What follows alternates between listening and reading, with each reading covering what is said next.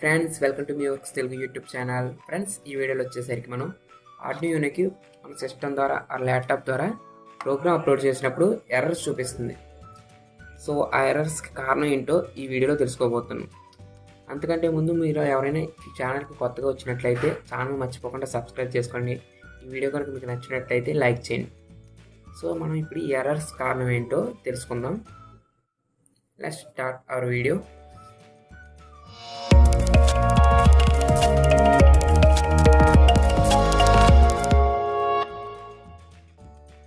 So ఫస్ట్గా వచ్చేసరికి damaged USB cable use చేయడం వల్ల మనకి ఆర్డినోకి ప్రోగ్రామ్ అప్లోడ్ అవుతుంది. సో మీ కేబుల్ సరిగ్గా వర్క్ అవుతుందో లేదో చూసుకోండి. సో కొన్ని యూఎస్బి కేబుల్స్ ఉంటాయి, జస్ట్ ఛార్జింగ్ పాజిటివ్ నెగిటివ్ రెండు పనిచేస్తాయి. పాజిటివ్ నెగిటివ్ పనిచేస్తాయి. తర్వాత డేటా పిన్స్ ఉంటాయి కదా, డేటా ట్రాన్స్ఫర్ పిన్స్, అవి పనిచేయవు. సో డ్యామేజ్డ్ యూఎస్బి కేబుల్ని యూజ్ చేయడం వల్ల ప్రోగ్రామ్ అనేది అప్లోడ్ అవుతుంది. నెక్స్ట్ వచ్చేసరికి మన ఆర్ట్ రివర్స్లో పెట్టి ఇలా చూస్తే ఇక్కడ మనకి కనెక్టర్స్ ఉంటాయి. ఈ అన్ని కనెక్టర్స్ని ఏదైనా మెటల్ మీద ప్లేస్ చేసి ఇలా మెటల్ మీద ప్లేస్ చేసి ప్రోగ్రామ్ అప్లోడ్ చేస్తాం అనుకోండి, అప్పుడు కూడా ప్రోగ్రామ్ అనేది అప్లోడ్ అవుతుంది. సో ఎప్పుడైతే మనం ఆర్డినోకి ప్రోగ్రామ్ అప్లోడ్ చేస్తామో అప్పుడు దాన్ని ఆర్డినోని ఏదైనా ప్లాస్టిక్ లేదా ఇలాంటి వుడ్ బేస్ మీద ప్లేస్ చేసి ప్రోగ్రామ్ అప్లోడ్ చేయండి. సో నెక్స్ట్ ఎర్రర్ వచ్చేసరికి మనకి ఇక్కడ టూల్స్లో ఆర్డినో యొక్క పోర్ట్ని అండ్ కరెక్ట్ బోర్డ్ని సెలెక్ట్ చేసుకోవడం వల్ల ఎర్రర్ వస్తుంది. ఇక్కడ మనకి బోర్డు వచ్చేసరికి నాకు ఆర్డినో యూనో సెలెక్ట్ చేసుకున్నా. ఒక్కోసారి మనం ESP32 బోర్డుని యూజ్ చేస్తున్నాం, ESP32 అలా వదిలేస్తాం. సో అది చూసుకోకుండా ప్రోగ్రామ్ అప్లోడ్ చేస్తాం అనుకోండి, అప్పుడు కూడా ఎర్రర్ వస్తుంది. నెక్స్ట్ వచ్చేసరికి పోర్ట్ని సెలెక్ట్ చేసుకోవాలి.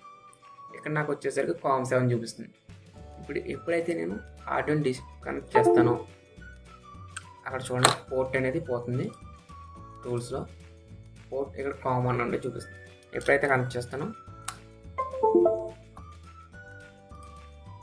టూల్స్లో COM7.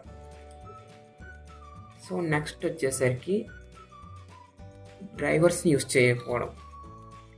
ఫ్రెండ్స్, ఇక్కడ నేను డ్రైవర్స్ ఇన్స్టాల్ చేసుకోవాలని చెప్పాను కదా, ఇక్కడ వచ్చేసరికి నా బోర్డులో వచ్చేసరికి అట్మేగా 16U2 సీరియల్ కమ్యూనికేషన్ కోసం ఈ ఐసీ ఉంది.